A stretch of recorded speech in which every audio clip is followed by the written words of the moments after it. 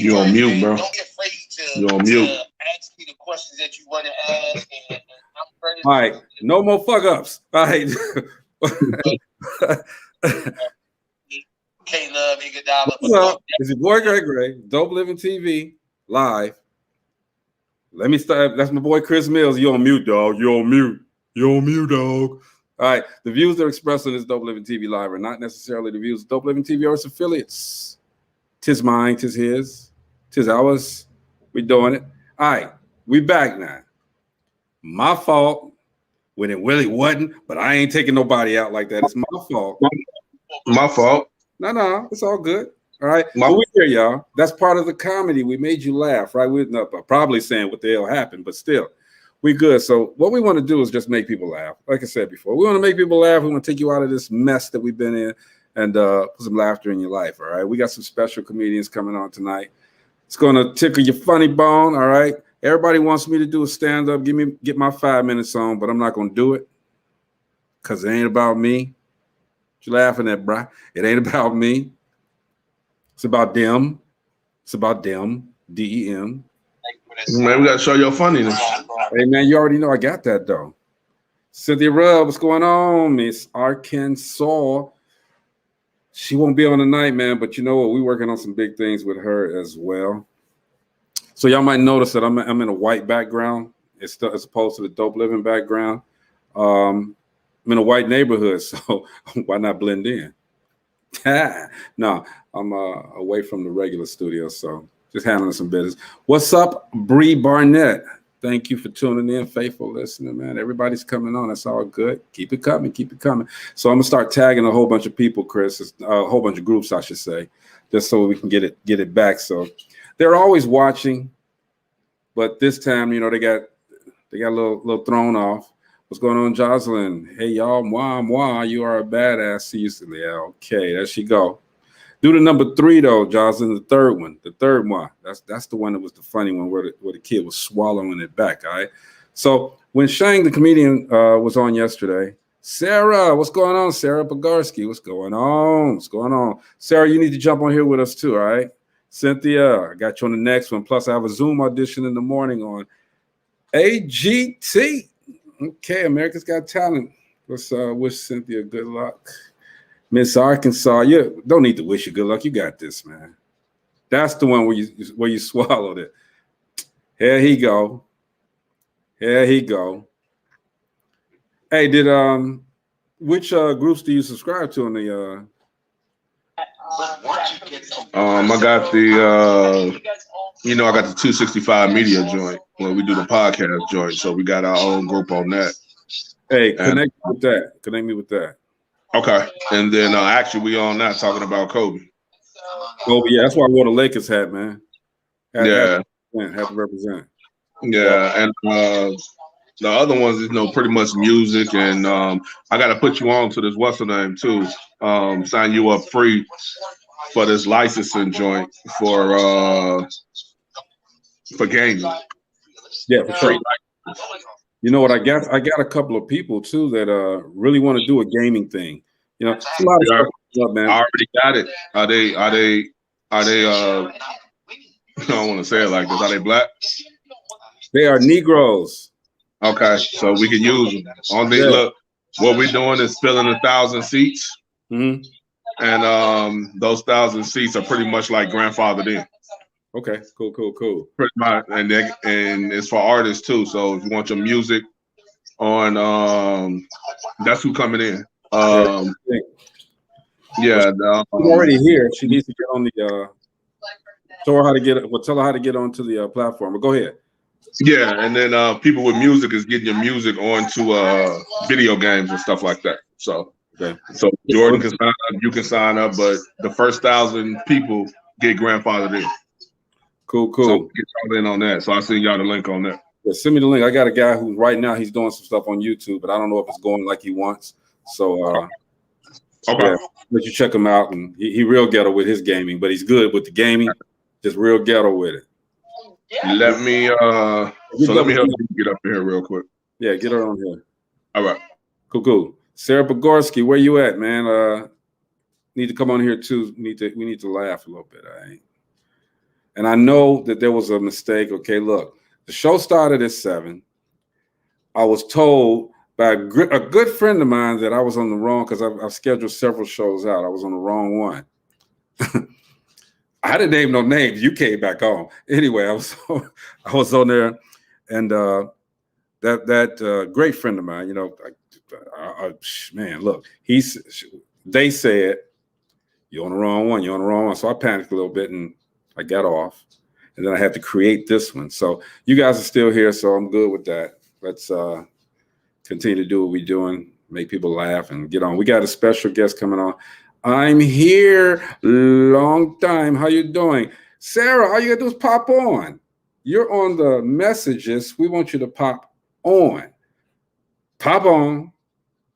We need the light persuasion over here, so that we can get, we can be diverse. We want everyone to know that we don't just like the people my color, but the people your color. Everybody needs to come on here and do some things. Get on here, Sarah. Made me come after you. I can jump through Facebook. I can. She said yes. How? Well, click the link. Look, no, you know what I'm going to do? I'm going to go in here. This is live TV, so we're gonna make it work. I'm gonna go to your Daryl Brown. What's going on? I'm gonna send you a link. Just a minute, Miss Paul to go to. Just a second. And yes, thank you guys for tuning in. By the way, I'm gonna send you a link. Hey, Chris, Sarah Podgorski, can you send her a link too? Can you get her on? Sarah Podgorski, because I'm trying to spell her name and I got to keep going back and forth, and I spelled it wrong. Okay, Sarah, let me get this here for you. Hold on. Podgorski.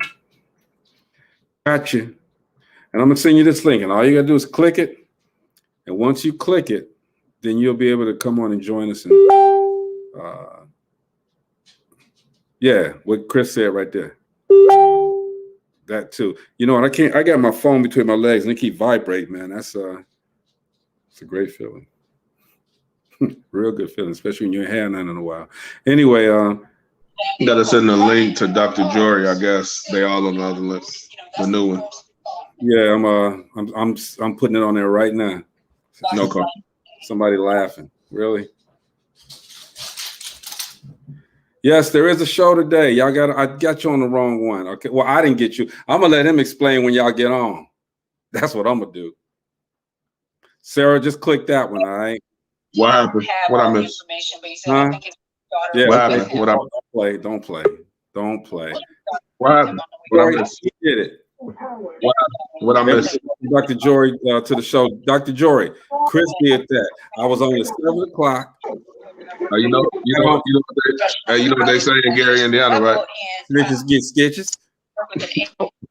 I'm like, what the hell? Yeah, I had to create a new one because it was a storm where I'm at. You notice I ain't got it blew off my background. You notice that, see? But Dr. Jory Lynn, you're looking exceptionally beautiful tonight. What's going on with you, girl? Not a whole lot. What's going on with y'all? Well, man, we chilling. We waiting on some comedians to get on here. Sarah, I am on my phone. Same way. Chris, where's that instructions that you just sent, man? Because I'm about to knock Sarah. I just sent it to your your messenger. Okay. I'll put it on here too. I'll put it in here. You can just pull it up. Yeah, I got it right here. I'm gonna send this to Sarah real quick. You can do it on your phone too, Sarah. This is how you do it, right here. Now, if you don't get on now, I'm gonna find you. And when I find you, I'm waiting to see if you click it, Sarah. But anyway, we are trying to make people We're gonna get it. She said, let me grab my laptop. What's up, Mike Phillips? Long time, brother. Heard you've been ill, man. Hope everything is well. Get well, man. We need you out here. Most definitely, bro. Get well. Need you out here, man. Anybody, look, everybody, I'm gonna put this on here, Chris, so everybody can do it. If you want to get on and join us, this is what you do. You hit the link. Then you hit the button on the top right. Then you hit open in Chrome or Safari. Shirley Chisholm. You hit your Facebook name, type in your name, and then you hit enter broadcast studio. I will bring you up and on. Whoops, Periscope didn't get your comment. It was probably filtered. Periscope filters anything that looks like spam. Try another. I was supposed to, there go Jordan's ex-boo. I was supposed to tag Jordan when we got on. His ex-boo? That's his ex-boo. Miss Shirley Chisholm. Y'all didn't know that my son, he morphed to another life, so he's all good. So yeah, everybody, look, we're trying to make people laugh. Again, man, let's keep your prayers up there for Mr. Mike Phillips. He's been ill. That's one of our brothers, man, doing some big things, not just in Vegas, but New York, California. He moving, man. So y'all check him out. Let's also keep Gina, one of our co-hosts, and her family in our prayers. You know, they're going through a couple of things, so let's keep them in our prayers. And we're going to keep it moving, y'all. I can't get this off. It won't let me take it off. So I'll do something else. I'll put that like that. There we go. It's not one way to do things. It's another way. So, Chris, man, look, number one. Can see it. Huh? I said, need to be up there so people can see it. Yeah, tell everybody else to get on. I'm going to keep it up there, man. But yesterday we had Shane, the comedian, on, man. And everybody, again, IamShane.com. Go to that and check him out. What's going on, Maurice Bishop? And also Savage AF, man. Y'all go and check that podcast out, man. It's a good podcast. He talks about everything, politics, religion, and he put some comedy in it, man. So y'all make sure y'all check him out. That brother's very funny. Been around for a long time, and he blessed us yesterday with some comedy. I'm trying to get Jory Lynn to be a comedian. She'd be one of the finest comedians out there, too. Go ahead, Jory Lynn.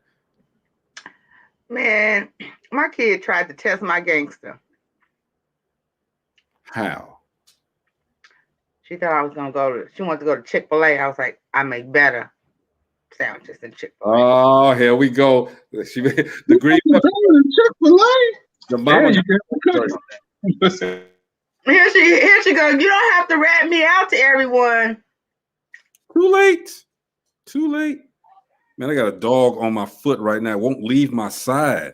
She don't want me to rat her out. She don't want me to tell everybody I had to. She tried to test my gangster. Wait a minute. You make Chick-fil-A at home? And you can help me cook it. Better than McDonald's? Better than McDonald's? My cooking is better. Hey, man, y'all remember when that Big Mac came out and everybody said, you're not going to be able to eat it by yourself? You remember when the Mac DLT came out? It was bigger. One side cold, the other side hot, and you had to put it together. It's like, I ain't paid to do no work.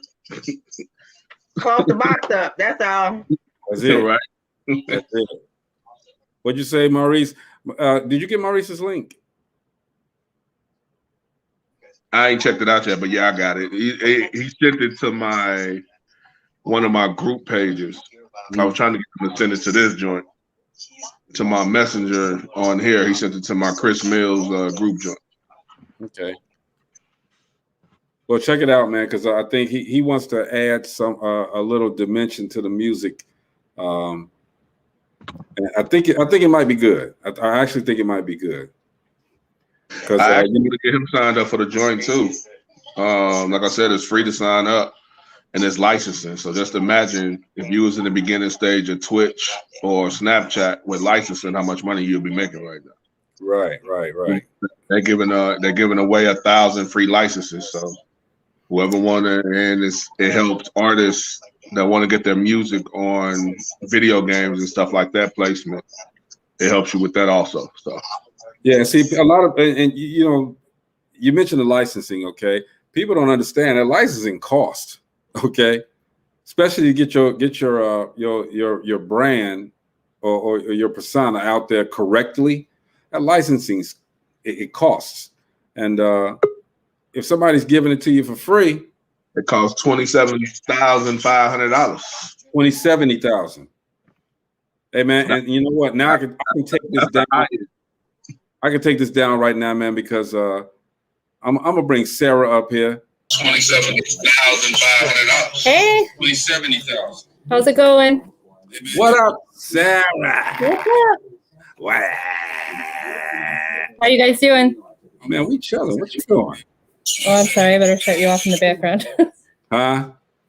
I had the broadcast going in the background. You got me all like in stereo and all of that, right? Yeah.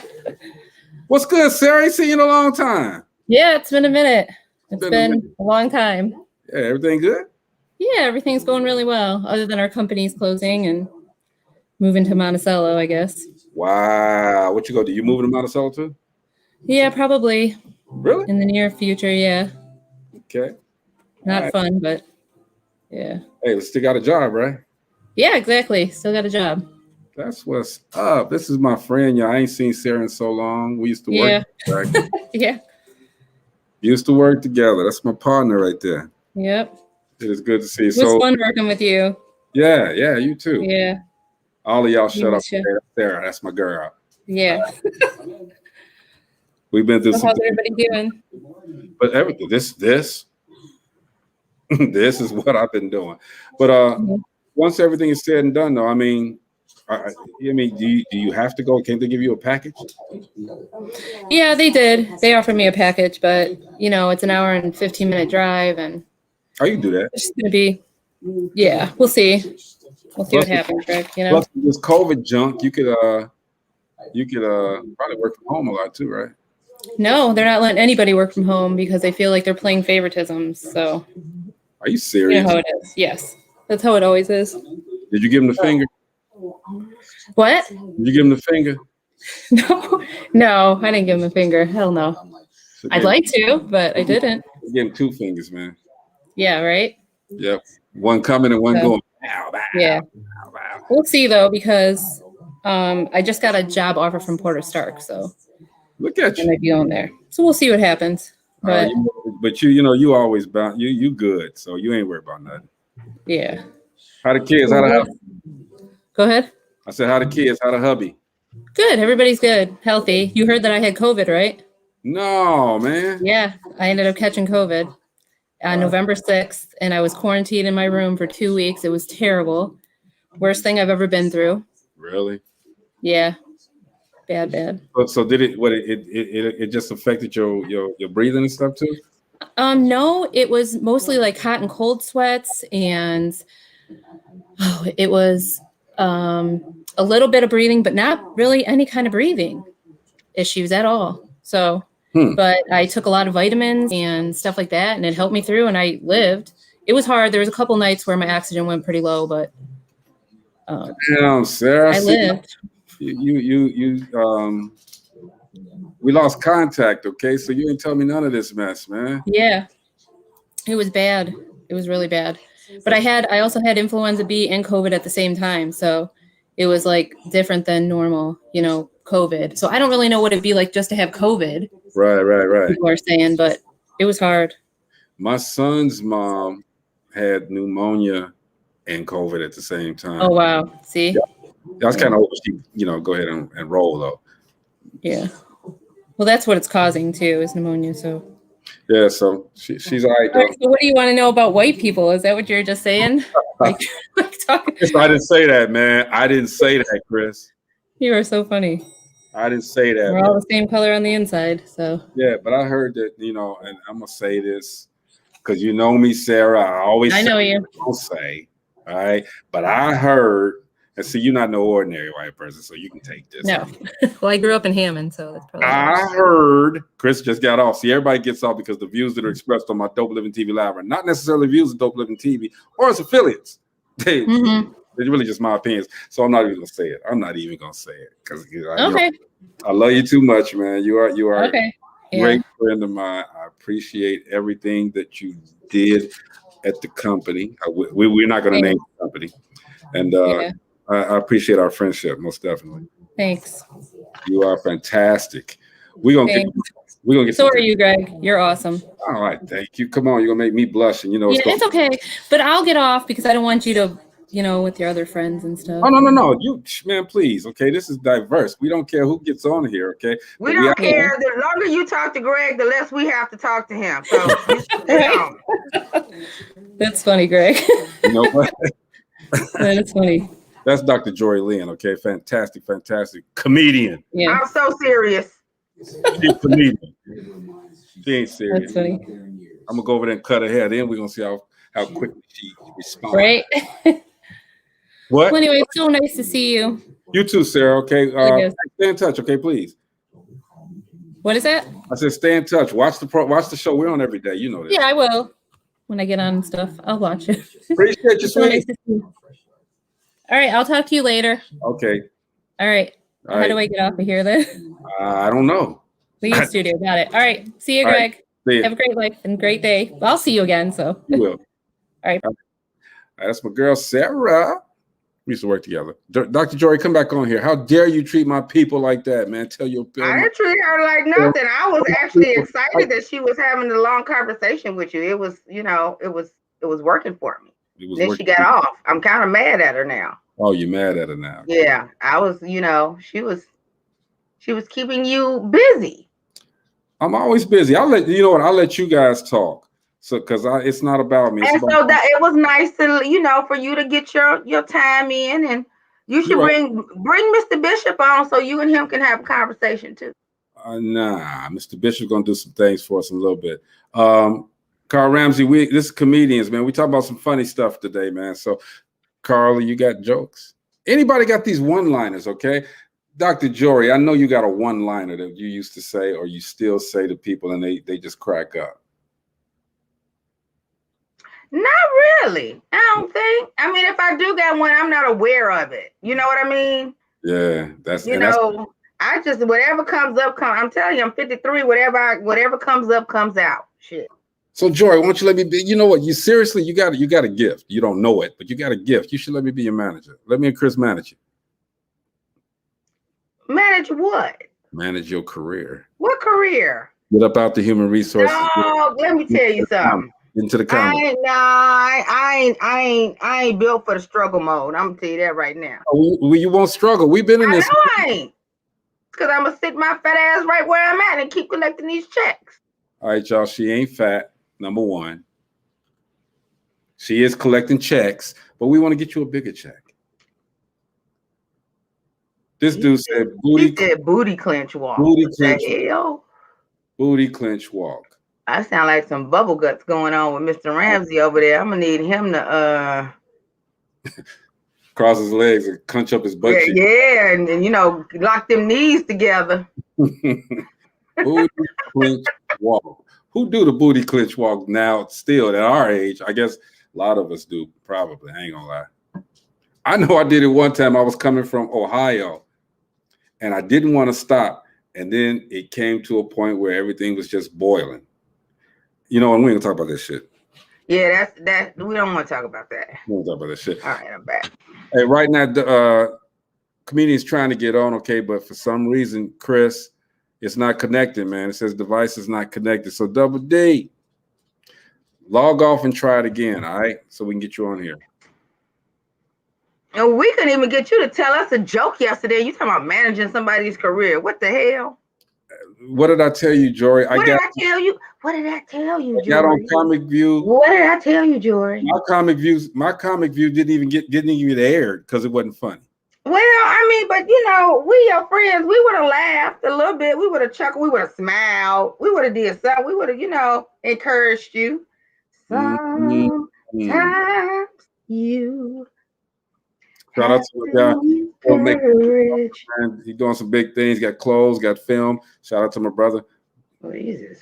No wonder I can't see shit. He's playing the booty clench walk. He said no when you're on stool and run out of toilet paper. Ooh. So I guess you're looking for the newspaper. That's what it is. The newspaper. Let me tell you something. So when I was in the Navy, I was in Hurricane Hugo. I was stationed in Puerto Rico. We didn't have no power. We didn't have no water. We didn't have shit for like a week. When I got out the Navy, if I ain't got nothing else, I got toilet paper I got soap, and I pay my electric and my water bill. All day. All day. If I ain't got nothing else, I got toilet paper. That's the worst feeling to pull that roll in it. And my kids know me. I literally, if I go in the bathroom and there's not, because the rolls are literally under the sink next to the toilet. Okay, but how do you leave out the bathroom and not change the roll? That will send me into a hellfire. How does that happen? Though I'm gonna let D explain that. Okay, how does that happen, man? When you go to the toilet and you go ahead on and plop down on that thing, and then you look to your left or your right, whichever way it is, and ain't no paper on the roll. That don't happen. Having said that, man, let's welcome the comedian, Miss Double D, to the show. What's going on, baby? Hi, how are ya? Everything is great, especially now that you're on. Now that you're on. Carl Ramsey says, so you do the hottie clinch walk. So when you're a girl, you do a hottie clinch? What? That's hilarious. I don't know what's up. What's going on with you, girl? I ain't seen you in a while. Not too much. Just had knee surgery, so I'm sitting still right now. Yeah. You still touring though, right? Touring? Yeah, around my apartment. You know that? Room to room, wall to wall. Come on now. Come on, you doing the COVID tour, ain't you? Of course. I gotta do it. We need to make people laugh. And I know, we had Shane, the comedian, on yesterday, okay, was just telling us stories and making us laugh. I've seen you. You keep people in stitches, all right? Uh-huh. I need you to make us laugh. Give me 5 minutes. Give me 10 minutes. Give me 30 minutes.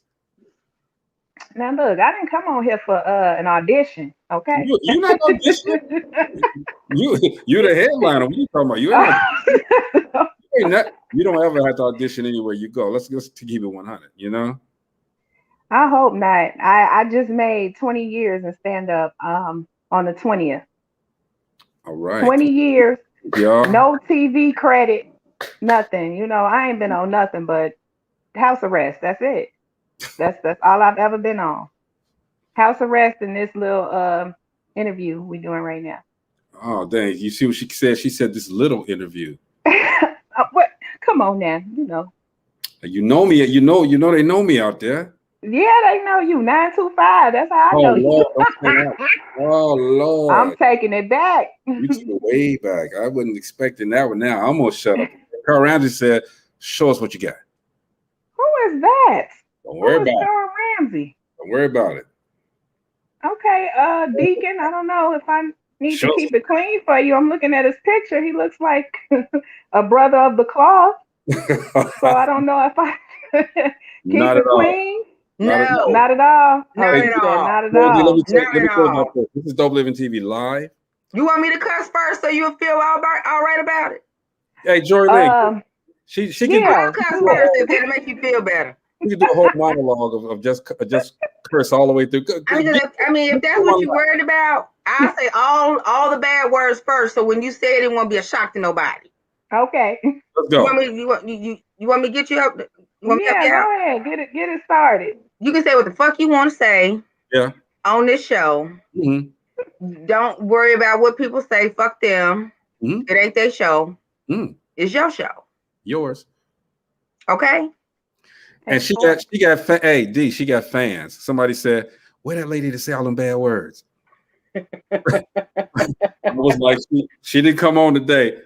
Well, I'm gonna come back on when she get back on.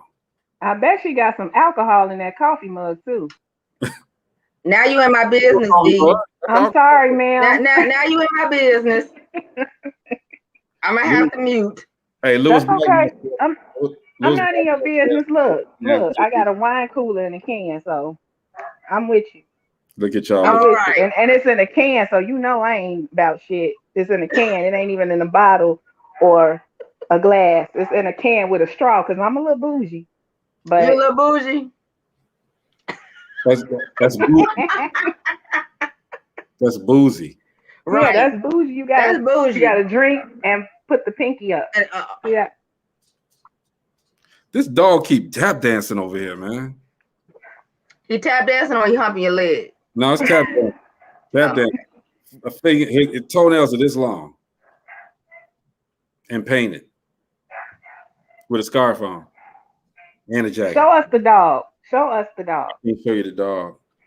It's not a dog. Can't show you. I bet it's not a dog. It's probably a little rat or something, like a pet, some kind of little rodent. Because people be proud of their dogs. I'm proud of my dog. This ain't my dog. See, Okay. normally I'm in back of. I'm not at the Dope Living TV studios. I'm somewhere else, so I had to. At somebody's house. Somebody's house. There you go. What you, Miss Cleo? Goddamn. I mean, shit, everybody business today. Yeah, I know. You see that? I am. I mean, and if you was at somebody else's house and you weren't supposed to be there, your ass in trouble now.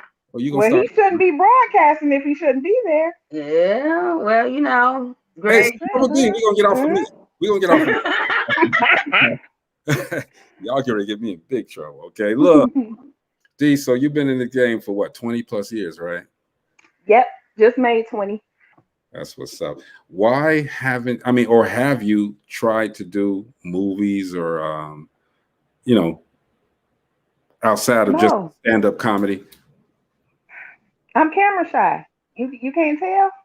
She's such a fucking liar. Yeah, I'm very camera. I can't stand, like, I keep looking at myself like, do I look cross-eyed? Do I look crazy? I am very camera shy. Everybody's like, I can't believe you've been doing comedy so long and you camera shy. I'm very camera shy. But you're not shy of a crowd. I've seen you perform. Not at all. Not at all. I love a crowd. It's the same thing. You record and I don't know. It's the same thing. I know it's weird. Who said I'm creeping? I'm not creeping. I'm with my boo. I put it like that. I'm with my boo. Okay. Hey, Greg, what's her name? Boo. Huh? Boo. What? Boo boo. Double boo. Just like double Booty B. boo. She's double boo. You got to make us laugh, okay? We done been through COVID. We've been insurrection. We done been through all this bull. I think 2021 didn't show up. I think it's still 2020 in a wig. In a wig. Shout out to Miss Arkansas, by the way. That was wrong. I know. It was wrong. She'll probably be on here tomorrow. Next week. I'm sorry, Miss Arkansas. But hey, Double D. Before you do your thing, seriously, because I know you're gonna do your thing. All right. I'm waiting on it. I'm putting together, along with my people, we're putting together kind of like a one-night stand. It's going to be on Dope Living TV, and we're going to have comedians come on for about 15 minutes a piece, just doing their thing, period. Okay. And we're going to put a little money in your pocket. Just a little. Like $3.99. Hey, little stimulus, because I didn't get one. What? A little stimulus, because I didn't get one. I didn't get one. I didn't get the second one. You didn't get the $600? Nope. I got $6. Oh, no, you can keep that. Wow. Hey, Carl wants to know why you call Double. Well, sir, because he looked like I can't see his picture, but he looks like an older, distinguished gentleman. So, a bitch like me was brought up with respect. So, well, sir, my name is actually 38D. Everybody calls me Double D. I don't know why, but my stage name is 38D, and it's actually the size that I was when I first started doing comedy 20 years ago. I was a 38D. Yeah. He came back and journalists, the media got wind that he bought George Floyd's house, and all of a sudden he's not He got this. some other stuff. My bad. Right. I had to switch phone. Oh, he's on Clubhouse. Hey, Lewis said he got his today, D. He got what? His stimulus check. Sugar daddy. Hey, and he also said he's waiting, just like Carl said, they waiting on you to show the funny. Bring the funny. They waiting, okay. I mean, good Lord. Hey, Chris. And that's another, I hate being put on the spot. I hate it. It's not the spot. This is what you do. But Chris, she said that she don't want to be auditioning. I told her she the headliner. She ain't no audition. And then we done lost her. Then she bounced out. What you do, Chris? Chris trying to multitask over there. We're gonna wait on Chris. Hold on, let's wait on Chris.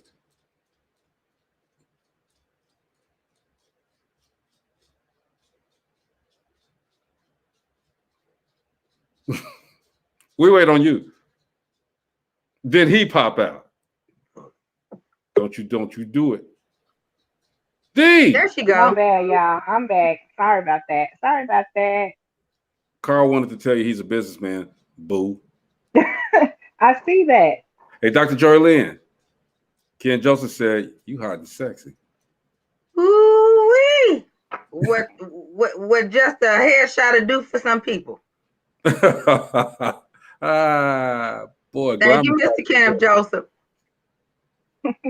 Hey, Ken, and she cuss real good too. She do every syllable, man. She know every single word. She know African curse words, dude. Go ahead, show them what you got, Dr. Joy Lynn. You know what? No, I don't know African curse words. Yeah, you do. Czechoslovakian, Russian. She got all of that. He says certainly. Hey, Ken's a funny dude too. Okay? I don't. You know what? I look at it like this. It's a freedom of expression because some shit does not warrant proper etiquette when speaking. Sometimes you just gotta just cuss motherfuckers out and let it be. You know, life is too short. And what I'm not gonna do is, go to bed with stuff weighing on me. I cuss their asses out and I sleep like a baby. I keep it moving. What did you say? Your mercies? Yep, because every morning I get a bag full of mercies. And before I go to bed at night, I may have a half or 3/4 left. Because I use every last one of them. And I wake up and I got a new bag of mercies. Got a new bag of mercies. So I use every last one of them. But what if you go over? What if your mercies go into the negative? I have not had that problem yet. I know when I'm about to teeter off into I'm fucking up, So I usually stop at the I ain't shit before I get to the I'm fucking up part of my mercies. D, help me out. Cause she get ready to go in now. I'm serious as hell. I see that. And I'm serious. It's normally on me. They stop me. See, y'all, they stopped me from doing what I, telling my jokes is this and that because they said I was offensive. I was talking about what do you call them? Little people. Yeah, little people, but I didn't call them little people. Y'all just made what's her name? Sarah. I think she was uncomfortable. Sarah? Nah. You sure? White girl Sarah? Mm-hmm. Oh, she was cool. I was trying to hurry up and get in here. I'm like, she could help me fix my credit, and then she got off. So she could help you fix your credit. I felt my credit score going up as I was trying to get in, and then she left. So I'm back down at a 341. Thanks a lot, Greg. Damn. Hey, that's Chris's fault. Well, I don't know whose fault it is, but y'all had me logging on to Chick-fil-A, and I'm like, this ain't Dope Living. That was me. No, my daughter was testing my gangster, and I had to tell them about it. Okay. They think they think that Chick-fil-A, McDonald's should be hidden, and I keep telling her that my shit is better. Well, I'm messing with him. They posted the wrong link. I don't know if you knew that. Oh, that too. Yeah, they had me all on the wrong shit. No. They had me paying on a layaway that I didn't even put up. I was like, this ain't where I'm supposed to be. Let me tell you, Lewis says she just be keeping it real. I like that. She's not fake. You go, girl. Talking about you, Jory. Oh, thank you. But let me tell you what happened, D. I had everything. I always plan the shows out most of the time, days in advance, right? Mm-hmm. So Chris said, hey, man, send me the link, all right, to the shows so I can get them on the days that we're supposed to have them because we got another guest on coming tomorrow. So I started the show. Don't laugh. I started the show. You sound like you lying. No, You really sound like you lying. no, that's why Chris ain't on here. I started the show, all right, with the correct link and everything. Chris pops inbox to me and he says, "You on the wrong show, bro. You on the wrong link, wrong day." I said, "Nah." He said, "The one you sent me was the one that we should be on." So he had me log off of this one because I'm like, okay, maybe he right. He was wrong. And I'm naming names now. He was wrong. So there it is. Would you say that in front of him? Where is he at? Chris? Not here. Yeah, he there. He's on Clubhouse is what he doing, okay? Trying to do 3 things at one time. But yes, I would say it in front of him. I don't have a problem with that. I ain't scared. Miss D. Yes. Do you perform in the DMV? I have not, but I've had invitations. I have some friends out there. I would love to go to the DMV and perform. Do you perform at the BMV? I'm gonna perform at the DMV if they don't renew my shit. I'm gonna put up a hell of a performance. That is correct, sir. There you go. Now, where are you located out of, D? I live in Indiana. Oh, okay. You up the road. Yeah, I live in Indiana. We're working on some things though, so we can actually put some of these people like yourself, like Shang and this and that. Okay, you guys are way far than a lot of people that are out there. Okay, so you guys will probably be headliners and have 30 minutes. I know you got about good hour and a half, but I'm having a moment. It's not one of them high. I'm having a moment. I mean, glasses is falling off my face and shit. Carl says, please come. He'll come see you. Carl, you in the DMV area? You must be. Duh. He said you're one of them homegirls. He's from Gary, actually. He went to West Side. Oh, great. Okay, good. You know what? I need to connect with him because it's some more comics. Well, another comic that lives in DC that is from Gary, and he lives there. Yes, Kenneth, this is all my hair.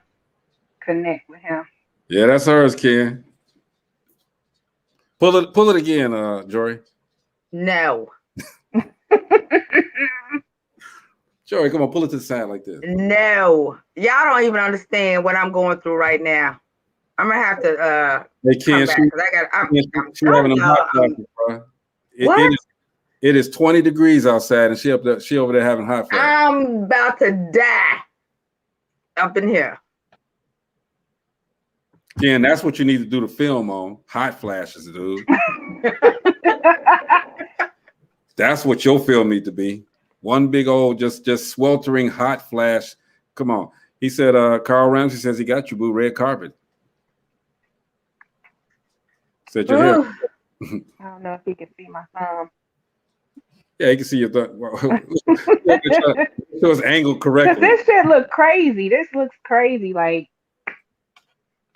So D, now that this COVID is probably getting ready to lift a little bit, Ken said put some ice on it. Said he down.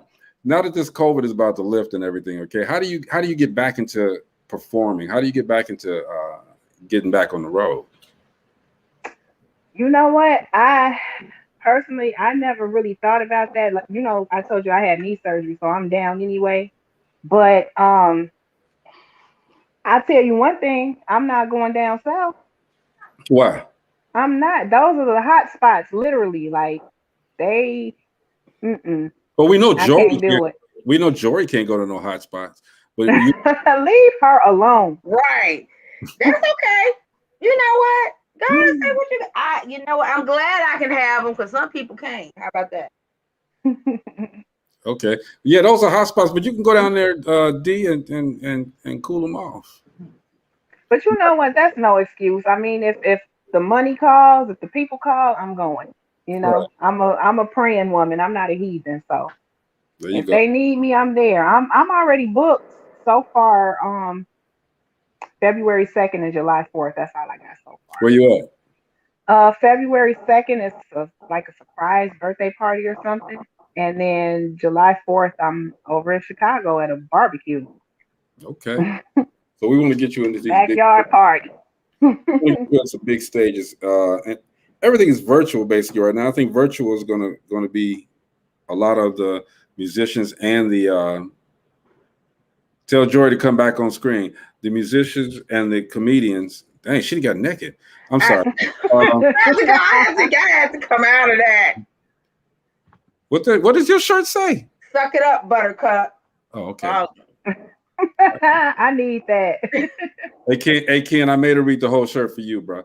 But yeah, the social media is going to be the money pot for comedians and musicians all the way around, man. So that's what we're going to create this one night stand type of thing, so that you guys can, at least for our platform, we'll try to get you a little something. We're going to make you rich. We're going to try to get you a little something and get you a different audience, get you back out there. You know what I mean?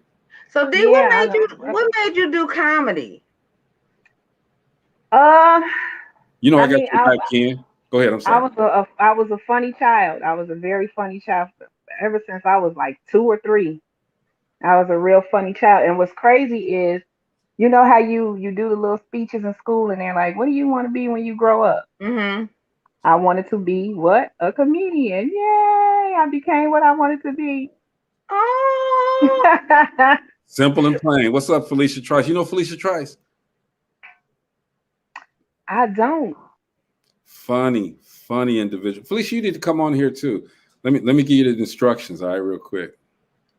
She's funny. So tell me about like the best show you feel that you've ever done. Where was it? What was the atmosphere? What was the dynamics of it? What made it that show for you?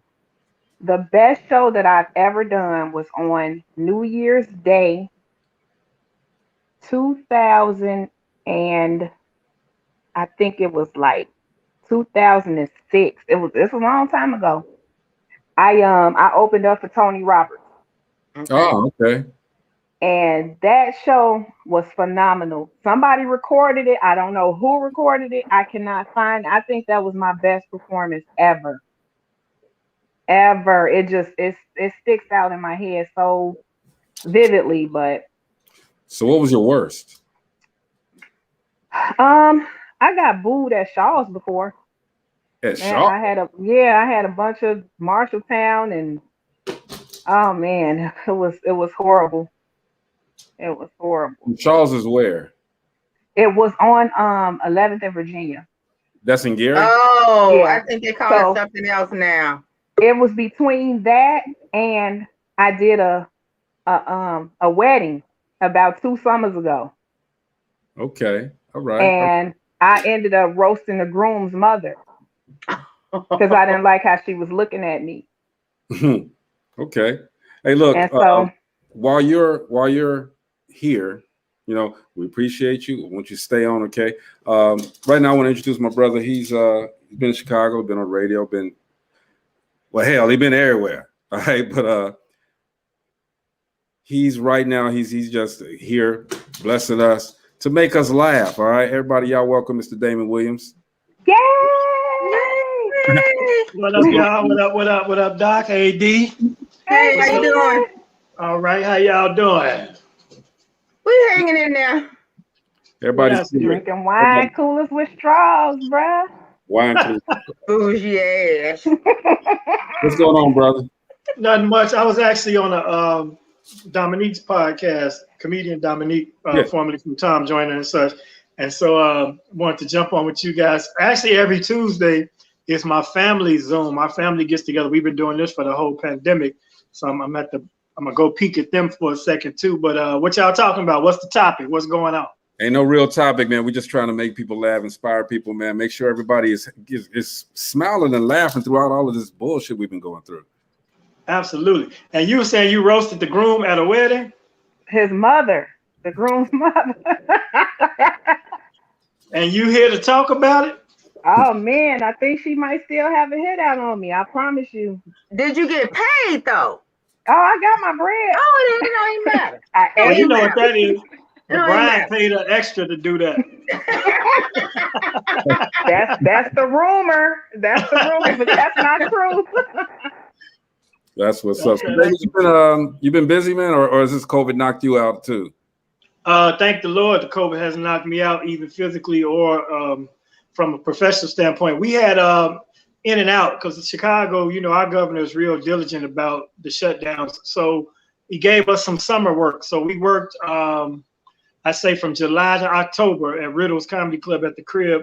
Then they shut us back down. But we're actually going into Tier 1 this week. So actually we can reopen next Friday, the 5th and 6th, we reopen, but a very limited capacity. I've done a couple of road gigs, you know, because the red state's wide open. Like you can go to Georgia and do whatever you want to do. Right. I had my shows canceled out in Vegas. You can go to Ohio, but they have a curfew. So I'm doing Toledo, Ohio this weekend, but the shows are like 5 o'clock and 7 o'clock because they got a 10 p.m. curfew for liquor sales, which is the stupidest shit ever. Either be open or be closed. It ain't like the virus going to wait till 10 o'clock to come out. You know, if it's going to come out, it's going to come out.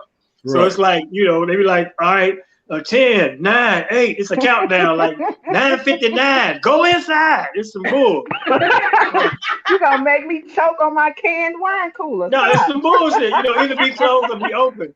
Yeah. So I moved around, did a little North Carolina, Texas is still doing it. You know, these places are like, they like saying, you know, take your chances, you know, and it's really kind of crazy because me as the artist on the shows, I don't want to lure people out and then they end up getting ill if the protocols are not in order. So most of the real chain comedy clubs have plexiglass and spacing and things of that nature. So I feel more comfortable doing that with the people. But when I got to North Carolina, I was at the Comedy Zone. It looked like 2019. I was like, this is bullshit. I was like, wow. I took out my mic stand. I said, everybody stay 6 feet away from me at least. And laugh on yourself. We need all your ha-has inward. We don't know ha-has and no coughs. You can't cough in the world no more. That shit is like, it's taboo. You cannot. You got to cough to yourself. You got to hold a cough like blunt smoke. Like, you better not just... I tell people in my shows, we got a 2-drink minimum and a 2-cough maximum. So let me ask you this, man. You know, now I know a lot of comedians had Donald Trump as their fodder, man. Everybody had great Donald Trump jokes. Can you still tell Donald Trump jokes now? Yeah, you know, anything with tact, but it's becoming passe. That's why I did a special called Bye 2020. Like I'm saying goodbye to 2020, because all the jokes, the coronavirus jokes, and the Donald Trump jokes are about to have a shelf life that's about to fade out because, first of all, it's a topic everybody's talking about. Secondly, you know, you should continue to evolve, and there's more to talk about because now we got Joe. Joe is material too. Let's be honest. We didn't pick Joe Biden because we've been in love with Joe Biden. He done lost 4 or 5 times. We picked Joe to get Trump out. Joe is too goddamn old to be the president. I think it should be a cutoff. No disrespect to Joe, and I hope he does a good job. But he around my mama's age, and we don't let my mama drive after dark. So how the hell you gonna run a country when you shouldn't even have your car key? You know what I'm saying? I like Uncle Joe because Uncle Joe gonna cuss. I'm just waiting for him to fucking slip up and cuss a motherfucker out, and that's all I need. He gonna slip up, and that's what grumpy old men do, cuss and shit. You know, so we looking forward to that. Hopefully, in his first 100 days, he get all his thoughts together and get them implemented. Because by year 2 of his term, I think Kamala will be running the presidency. To be honest, you know, and that's our hope anyway. You know, I think so too, man. But yeah, you can still roast Trump, dumbass. It's gonna be more to talk about. It's just unfortunate that he don't have his Twitter no more, so we can use up-to-date material. Because I wanted to see him tweeting from the standpoint of a loser, from the standpoint of that meltdown. I wanted to see what he tweeted about every day when his dumbass is sitting in that room and Melania ain't talking to him, and the neighbors don't want him at Mar-a-Lago, and he ain't got nobody but his little Trumpsters to talk to. That's it, though. That's all he got left. That's all he got left. I think I read something today where all of the employees at Mar-a-Lago were quitting. And they were losing members. So some of the members were saying they don't want him to stay there because the membership is down. So that's, you know, he's toxic right now. They just needed him to get all the way out of office so they couldn't be scared of him. And now that he don't have Twitter to destroy careers, now he has less of a power base. Because as long as he had Twitter, he was cold with like assassinating people's character and making you a loser and nicknaming you and getting your ass threatened. You know, that Twitter was powerful. So unless he can get people to follow him on MySpace, we'll be all right. Well, I was trying to see him on Yahoo Messenger. I went back to talk about Yahoo and my AOL to see if he was on there. Yeah, he gonna find something to be out there. He had to do a press release today, an old-fashioned press release. It was hilarious. Maybe he can like do a little catfish account and use Elizabeth as a profile picture. Yeah, you have to We're do storming something. the Capitol. It's a revolution. Out of here, man. That's hilarious. Hey, don't encourage don't double D. Why don't encourage 38 over there? Yeah. Why not? Because Why she not? Can I tell y'all she didn't wanna something give while me 5 Damon is minutes. here? She didn't Can want I to give tell me y'all 5 minutes. something while Damon is here? Can I tell y'all this? Because I don't think I ever told Damon this. Let me ask Damon. Damon, you want to hear this? I want to hear it. If he don't shit. Long as I am not the father, then I'm cool. You are not the father. Go ahead. So, May 1995, I was a senior in high school. I went to a restaurant on Torrance Avenue called Outriggers.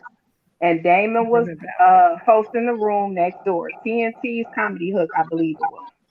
Right? So he comes over to the table. We're eating, having a good time. He comes over to the table, and I'm like, oh my God, that's Damon Williams. I'm a groupie already. He had a head full of hair, nice little fade and everything. And he's standing there, and he's talking to like some people at the other end of the table. But me and my date, we going back and forth, roasting each other, tearing each other up. He looked at me. I don't know if you remember this, Damon. He looked at me and he said, "You should be a comedian." I don't know if you remember that. Wow. Now, May 1995. I will never forget. I know when you used to come up there, I do remember you from that space. What I didn't remember is I had hair, because that's been so damn long. Yeah, you had a little Bobby Brown, little Gumby. Yeah, I had the little joint. My high top was fading fast, so I had to let it go. I know my brother, my younger brother, he's much taller than me. He was looking down and he said, "Hey, bro, I had a convertible." He's like, "You don't want to have a drop top with a drop top." So that's when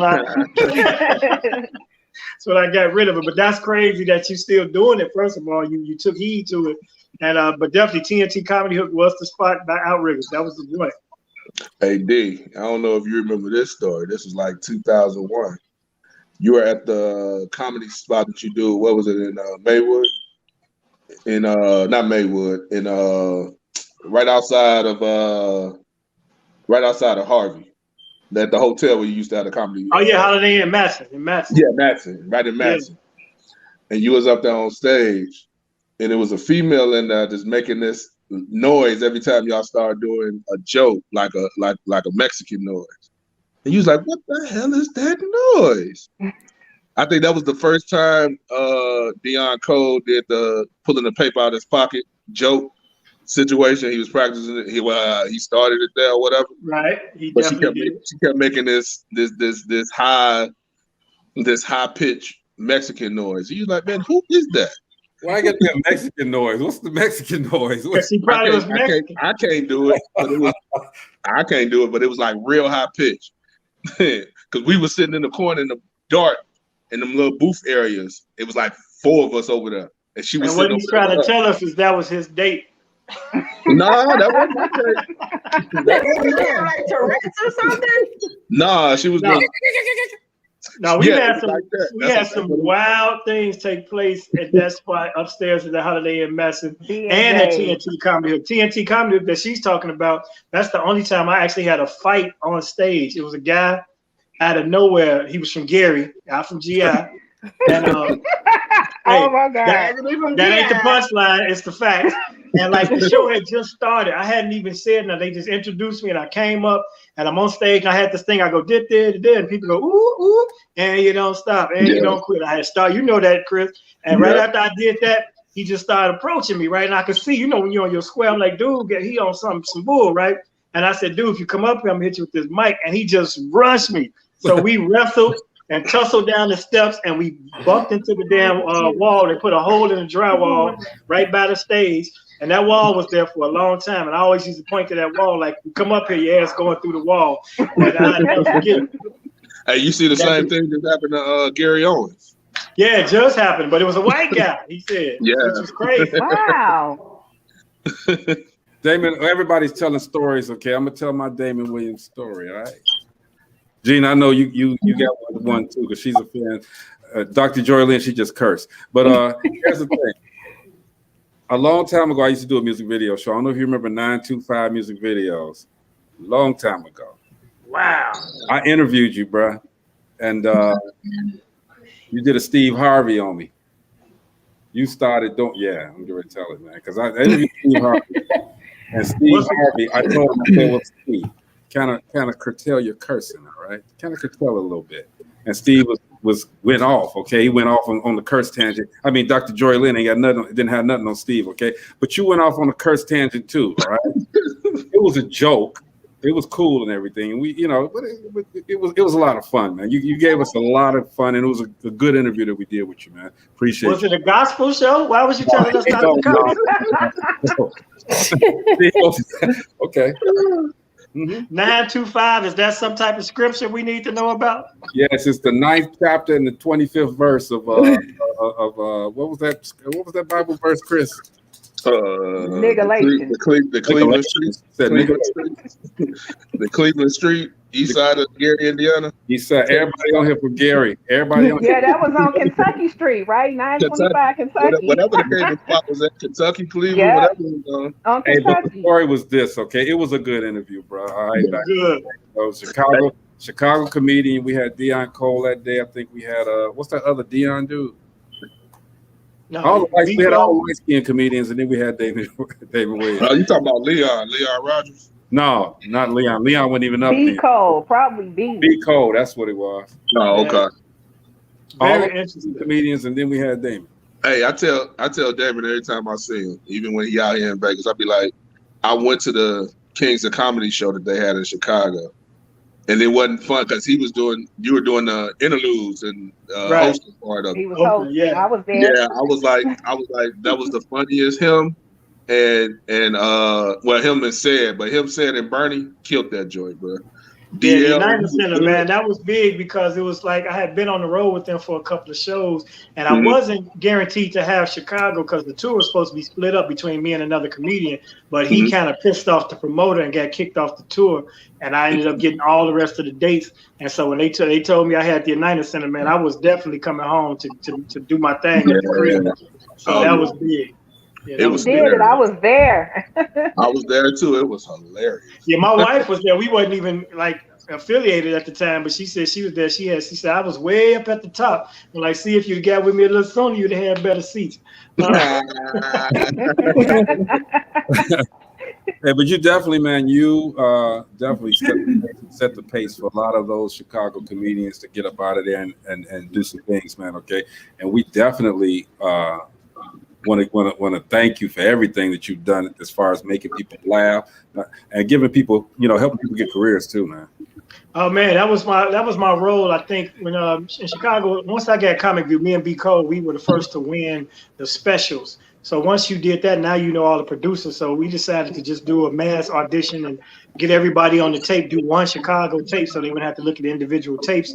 And we got 20, 30 people per season out there. So that's kind of like one of my proudest things I've done was like just present the platform once it was given to me to give others opportunity. But then also to keep the circuit alive here, because when All Jokes Aside closed, we didn't have a club for Black comedians. They had Zanies and they opened that Improv out in Schaumburg, but it wasn't for us. So that's why we had the TNT Comedy Hooks and the Holiday Inn Matsons, which eventually that we shut down the TNT, and D-Ray picked up the mantle and took it to Riddles on Sunday night, and that was legendary. Okay. And now full circle, I'm back at Riddles, just helping them keep that club open. Just to do some. What's up, Miss Gina? Hi, that's my spot, Riddles. I'm always, but you know what? You were a regular every year at the Radisson New Year's Eve. So what are you doing now that they tore it down? Well, nobody's doing anything like this New Year. There was not. Well, I did work. Actually, I was at the Columbus Funny Bone last year. What I did on New Year, since they tore down the Star Plaza, I hooked up with Reverend Meeks, and we did a show at the House of Hope. And so it was free admission. It was about maybe 4,000 or 5,000 people there, but it was free admission. But in a church like that, it's a church service, so he took a collection. So we ended up doing all right. The parishioners, they already conditioned them to hit that plate. D, don't say but too it was much. good to do it because it was a clean comedy show, and I started off 2020 in church when I think that might have helped me sustain myself by being on the right path this year, because I've had a good year in spite of the shit that's been taking place. I mean, the things 925. I didn't mean to curse. You good, You know what? I ran into you and your family in Flavors. You were at Flavors one day, but it was so many people at your table asking for it. I thought that was just so disrespectful. But they were lined up at your table while you were trying to have dinner with your family, getting autographs. But you were there with your mom and your dad, and I believe your wife. Well, yeah, that was actually, most of those people was probably my family, because it was my father's birthday, and that's his spot to go to. So it was like a whole big family gathering. Matter of fact, his birthday's tomorrow. I'm supposed to be 85 tomorrow. Oh wow! Happy birthday! Yeah, that's a blessing. She part of that Aquarius family. My mom's birthday today. So. Oh, happy birthday to that! Hey, so everybody had a Damon Williams story, but Dr. Jory Lynn, what's your Damon Williams story? Her story is, I thought you said Damon Wayans was gonna be on here. And so I didn't want to say anything because I wasn't sure, but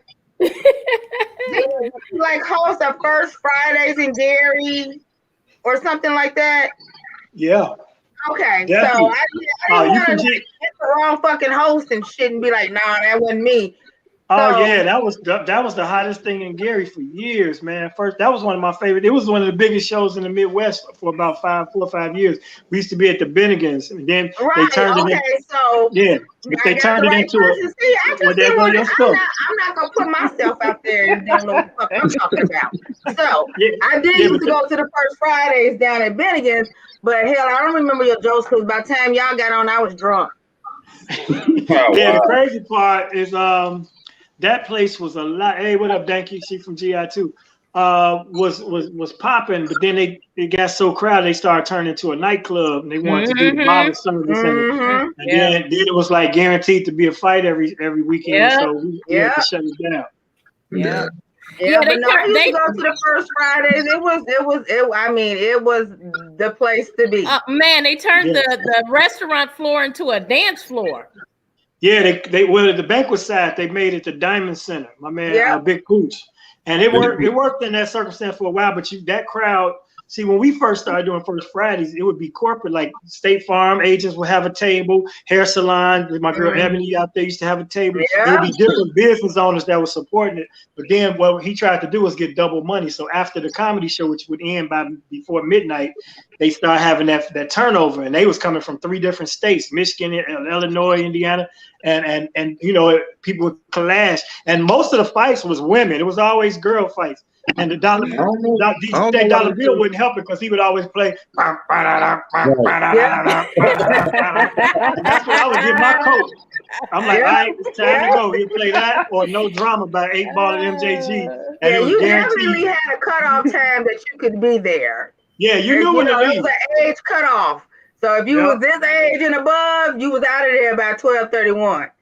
Yeah, you could set your clock by the fight. Like every Friday or Saturday, by 1 o'clock, if your ass ain't out of there, somebody gonna get hit with something. And then but they had such good security, they'd clear their ass out, clean the table up, party keep going. It was a cold spot, man.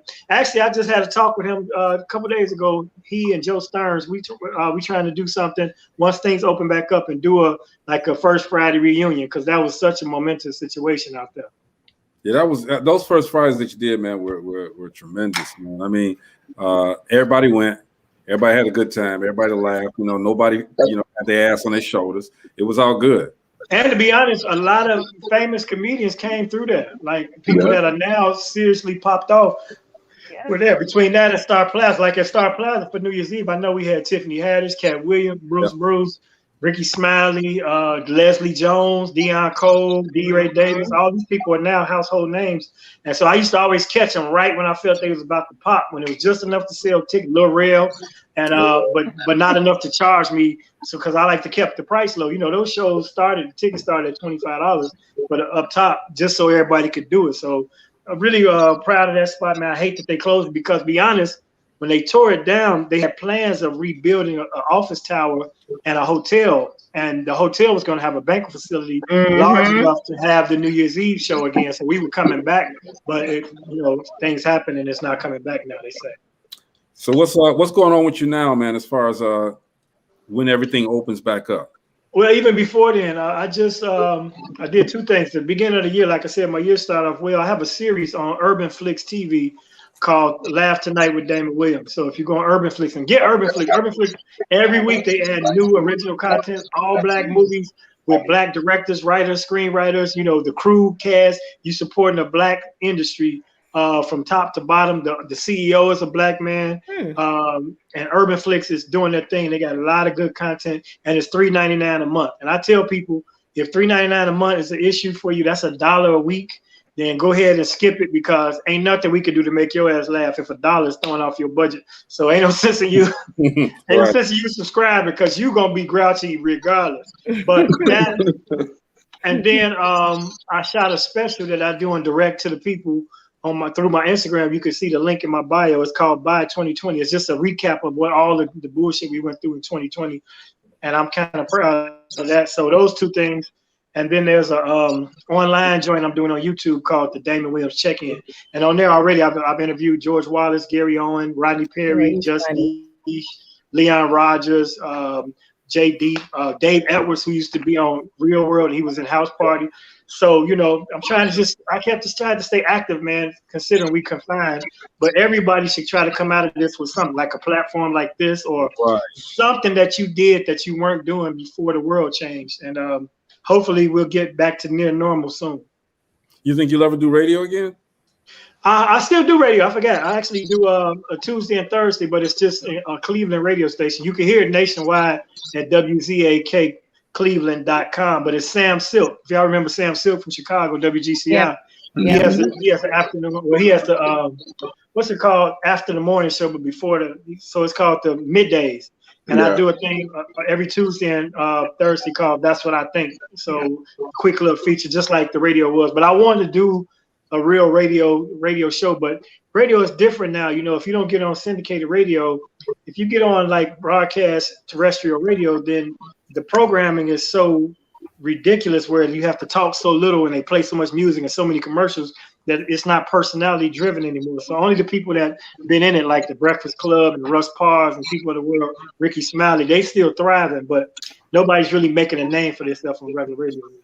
Yeah, I heard, Rick Party used to be on GCI, a really good friend of mine, and he's got the syndicated show Rick and Sasha, and he said he said it's rough. It's really rough to try to compete with some of the guys that's been on for a while, like Ricky Smiley, Steve Harvey, and this and that.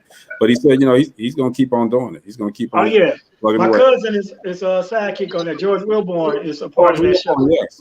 Yeah, that's my cousin. So he's part of that show. And actually, Rick had talked to me about possibly doing it, but by the time he approached, he had already kind of had George sit in. And George is a radio veteran.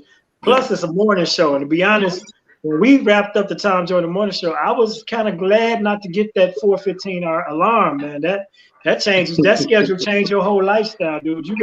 Tom is a goddamn cyborg or a Terminator or something because he did it for 25 years. And when he get off work, he drink tequila and do his thing and still wake up the next morning. Oh, civil. I'm like, dude, it must be two of y'all.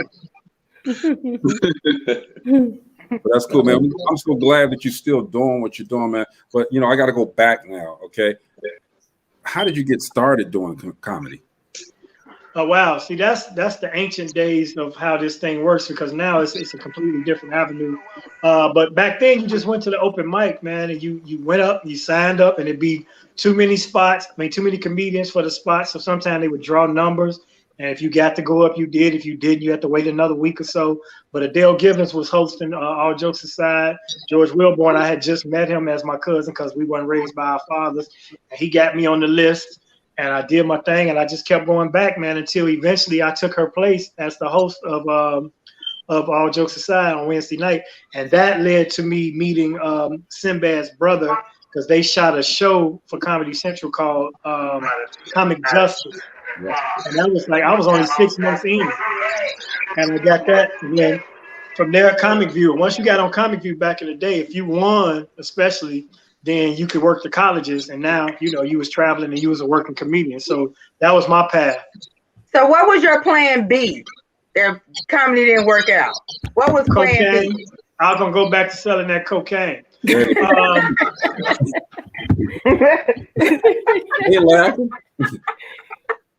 So luckily, it worked out. So it's a lot of people that avoided rehab because I was funny. Because to be honest, prior to stand-up, I actually owned a Subway sandwich shop, which I got, you know, through my exploits on the street. And that was my exit from the real like hustling and shit. And I got my Subway, and then Subway led me to comedy. I didn't have a plan B because even if I didn't make it as an artist in comedy, I was going to still promote shows because that's how I kind of made my name. So I knew it was still a lane to get profits in that business. In fact, that was one of the first lessons I learned, because the first time I got a chance to do All Jokes Aside, I was filling in for a comedian who had an accident or something and couldn't make it. And so the owner said if I did well that night, he let me finish out the weekend. But I never asked him what I was getting paid. I just was so happy to be at All Jokes, and it was a big headliner. And that place, that's when the 85 Bears used to hang out and the Bulls used to come in there. So I was ecstatic. And so at the end of the week, the man gave me, I did 5 shows, and the man gave me a check for $125. And I was like, the fuck? It was all sold out shows, right? And I had bought tickets because I wanted people to see me. You know, I had a few dollars, so I bought tickets, 10, 12 tickets a show at $20 and $15 a ticket. I had spent about $600 and made back $125. So I said, obviously, the money in this game is the dude who collect the money at the door or the headliner. So I just started creating shows and putting myself on as the host so I can build my fans up, but also I can live off of it with the proceeds. Hey, don't that story sound familiar? Right. That's the same way I got into when I was doing music, and I wasn't really worried about music because I was booking concerts.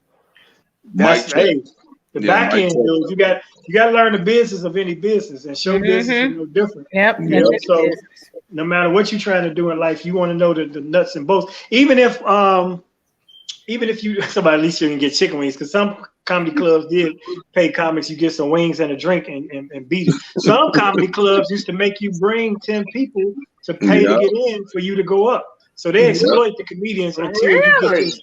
Yeah, they do that way. The white clubs used to do that all the time for open mic or whatever. Only way you could get on if you had to have 10 people, whether they paid or not, but you had to get 10 people in the room, and they were charging that 2-drink minimum. But that's why when you see headliners, when they get to a point in the business where they have high demands, like I want a bottle of 1942, I want nobody in my green room, I want all black M&Ms. You know, they run them club on us through hell because they put us through it on the way up. I don't do all that, but I understand why they do it. So that's my story. But nowadays, to get in the game, you need to be social media savvy. That's because, you know, it's back then, if you got on BET or HBO or even Showtime at the Apollo, everybody was watching. So you could touch the whole country in one episode if you got on some shit. Now we got 92 channels, we got 18 streaming channels, we got free TV, cable TV, you got social media. Unless you got people built into your niche, and if you build up your following on social media, it's going to take a while for you to get to some type of network status. But once you get them numbers, they're going to come for you. Only thing about it is, while you compiling them numbers, of any comedians out here, look, get on that mic and on stage, because them skits ain't going to translate to live audience. And you're going to get booked for shit because you got 1 million followers, but they're going to ask your ass to do 45 minutes to an hour, and your ass going to be stuck. You're going to get booed. So what I would say, if you don't have the chops, here's another bit of advice. Host that show and bring you 2 or 3 veteran comedians. If your name sells a ticket, you come with Just Hilarious and friends. I ain't hating on Just Hilarious in case this come out. But if you want to be, you know, wherever you are, that's got that following, you come with that following, but you bring you some seasoned veterans. Plus, you giving back to the game when you do that anyway, because we've been out here setting the trenches, and the clubs is only open because we've been out there working in these clubs and keeping them open. Because if you look, ain't no such thing as a white comedy club no more. If you go right now on any comedy club's website and look at their roster, it's 80% black comedians and black people supporting. And you know what? That's interesting you said that, because I didn't know that there was, when I was in the Navy and we were overseas, and I didn't realize how many Black comedians there really was until I started watching Def Comedy Jam. I had no idea. That's when I first got introduced to the Bernie Macs and the Chris Tuckers, and I had no idea that it was so many, because of course, and our age, being raised up, we had the Red Foxes and Fire and Nipsey Russell. So what it was, I mean, the comedians, they existed, but there was a chitlin circuit, but it didn't get TV. So in order to get to network and TV, you had to be a super type of clean comic. You had to be the nerd, like the guy from Police Academy, or or you had to probably pretend like Bill Cosby and be work clean. Def Jam not only exposed comedians, because people like Bernie Mac and I'll give you some big Chris Thomas, Tony Woods, all these guys were doing stand-up before that show came around, but it also created a lot of comedians. In fact, it created too many comedians, because maybe after the third season, it was kind of watered down. So after Martin did his two, and then I think they had Joe Torre, and then they split it up with the All-Stars. It was anybody and everybody was getting on Def Jam. So those were not seasoned veterans, but you had the flip. Somebody said, Ronaldo Ray and people like that were way back there back in the day. So there's a deep one guy I was a real fan of, and he did make it to like the talk show circuit, because that's where you would see a Black comedian on the Tonight Show or Merv Griffin. I'm really aging myself. I remember those. I remember those. So we're in the same age bracket. So Franklin Ajay, he was always on those shows. He was the fly in on Car Wash. He was the dude that was trying with the big fro. He was a conscious comedian even in the 70s. Matter of fact, I saw him on like Midnight Special. That's way back, 76, 78, stuff like that. And he's still around doing his thing. In fact, he played Bobby Brown's father, I think, in the Bobby Brown story. No, that was TK Carter. My bad, that's TK Carter. But and TK Carter was the other black comedian that they used to give a lot of work to back then. Yeah. And JJ Ward. Yeah, that was TK. Quick question, D. When you talked about I'm gonna reply to your white comedy club comment, because in Vegas on the Strip, they ain't let too many brothers on that. You already know that part. Right. In Vegas on the Strip, their lineup pretty much is white as ever on that. Yeah, because and that's based on the fact that Vegas is an international destination, and just like our movies, how they say they'll make a movie over here and it'll be a box office blockbuster, but you look at the poster and the Black artist not on there. Like that movie Couples Retreat, they took Faison off the poster over in Europe because they didn't want the Black man showing. So that's the way they're looking at it. But George Wallace kind of set a precedent by having his own room in Vegas and a run. And then recently, the guy who owned Tommy T's was bringing Black comics. So he gave Monique a residency. Eddie Griffin had a residency. And once they saw that works, once it works, they'll start doing it. And it's just a matter of the right people. Yeah, Dane Coleman. So the spot, Dane Coleman is the guy that used to book like Earthquake, all of them. He's the one that helped Eddie get his room out here in Vegas. Yeah, because I did the Tropicana once, but I got it through a white agency, and they didn't really know me, and I was just clean enough. I had a tape that was clean enough, and I used to wear the suits, so I was presentable in their eyes. Because what happened was Black comics had stigmatized by Def Jam, because Def Jam was so raw, and so it got to the point where it wasn't even about profanity. It was about how vulgar you could be and how shocking you could be. Yeah. And so that kind of put us in a category. They thought all Black comedians were Def Jam comics. And so you had people like Chappelle and Chris Rock who had to kind of break the mold. And then once Kevin Hart got so successful, they started to see that, the Black audience and Black artists could do that massive dollar. So, everything, we dominate every field we get in once they let us in the door. So it's just a matter of time. And then a lot of people don't want to do Vegas because it's a corny situation, because it's not your core audience. It's not like the local Vegas audience don't even come to the Strip. You got to go somewhere off Strip to get them to come out. So you're dealing with tourists, you know what I'm saying? And that tourist crowd ain't what you really want a lot of times. Yeah. So one thing that I'm working on is opening up a comedy club out here in Vegas. when everything opens back up. It's like, you know, you came out and performed at Blue Martini and stuff like that.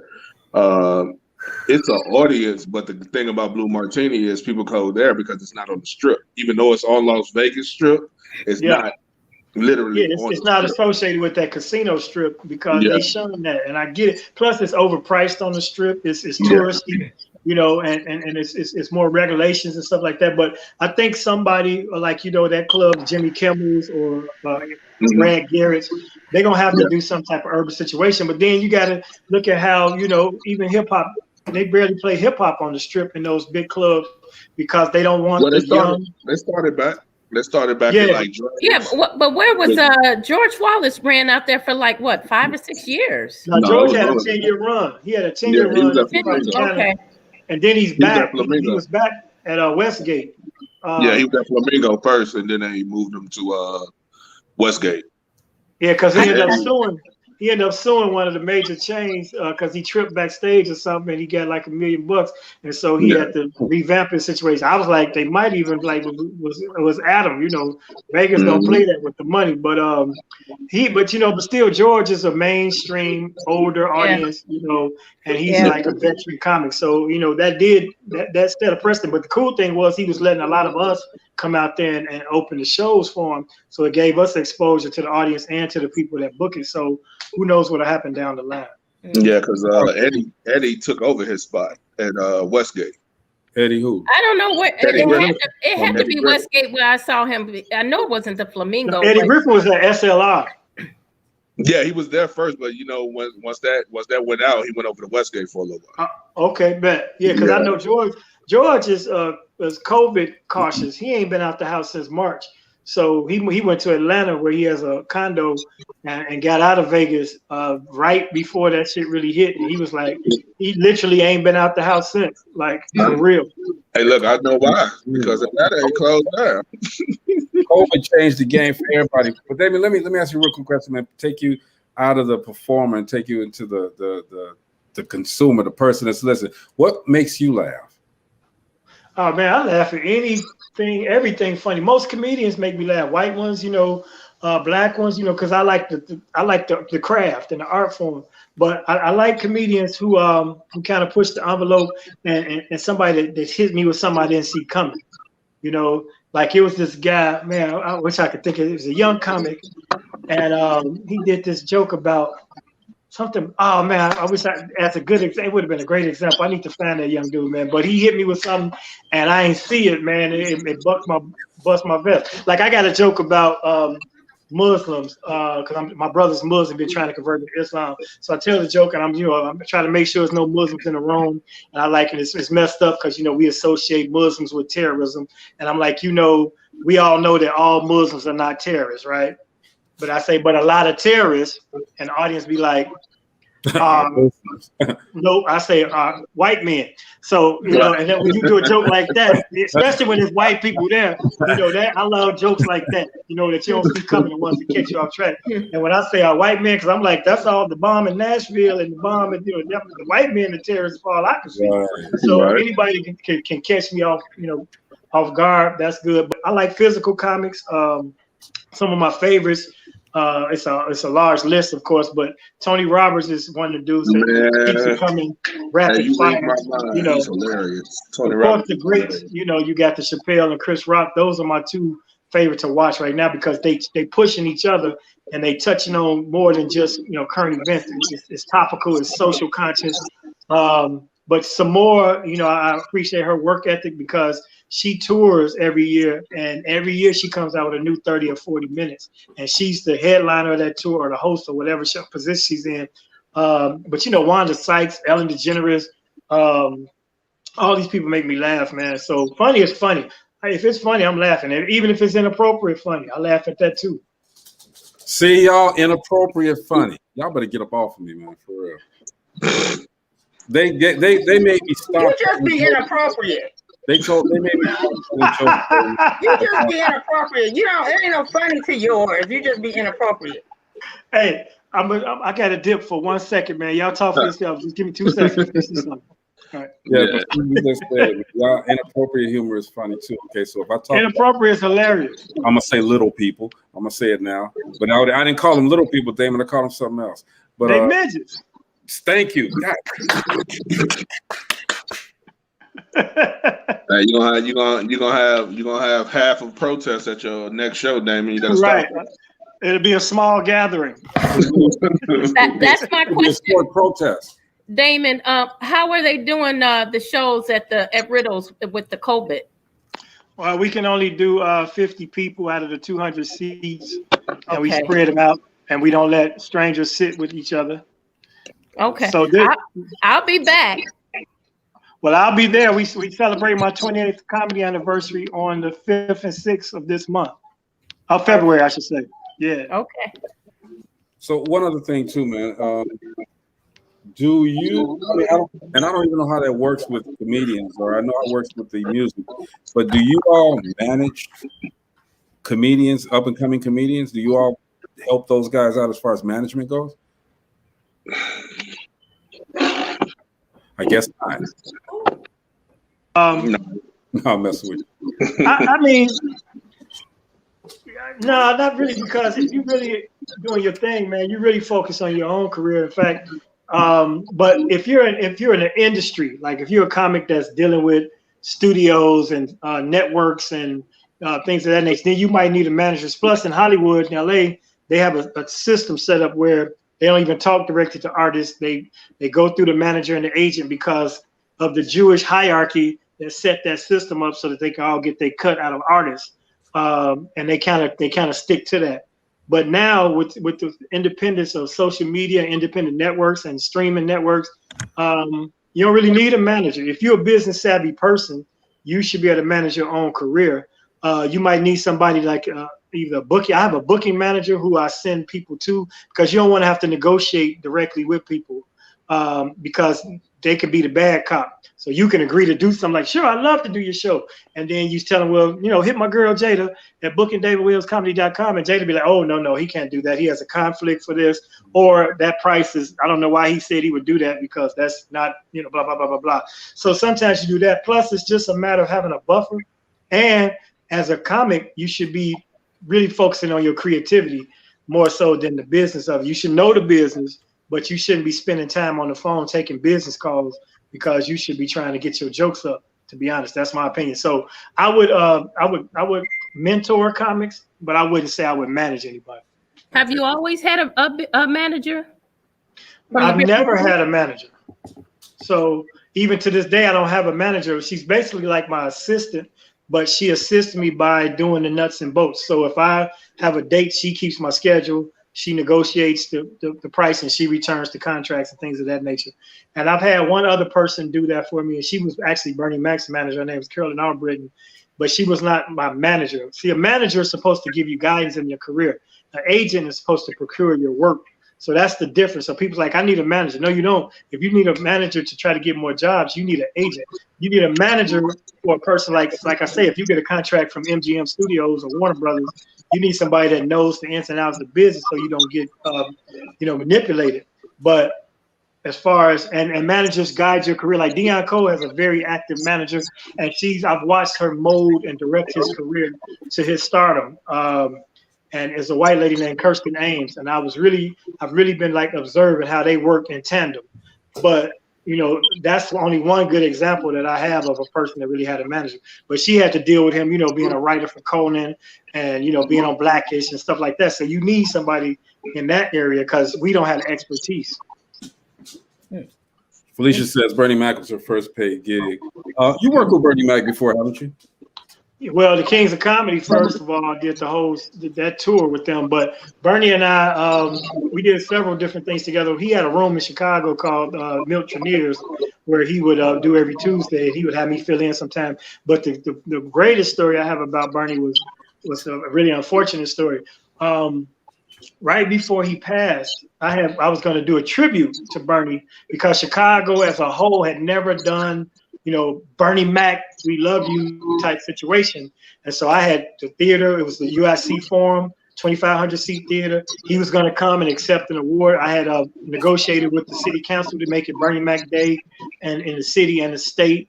And he said he wanted to come. He wanted to perform. So right before that happened, he had called me and he was like, that's when I presented it to him because I was already thinking about it. But he had called me to say he was about to go out and do a stand-up tour by himself solo where he was going to film it as a special because he never did a special, and that was going to be his farewell to stand-up.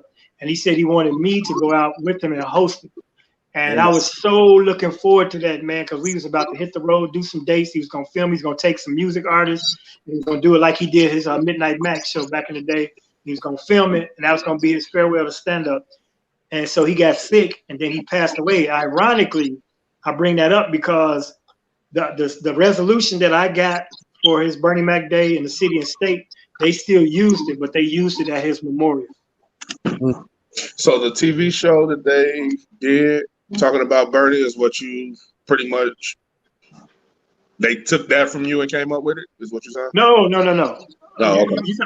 No, I'm talking about something. This was after the sitcom because he had already wrapped enough episodes in the Bernie Mac sitcom.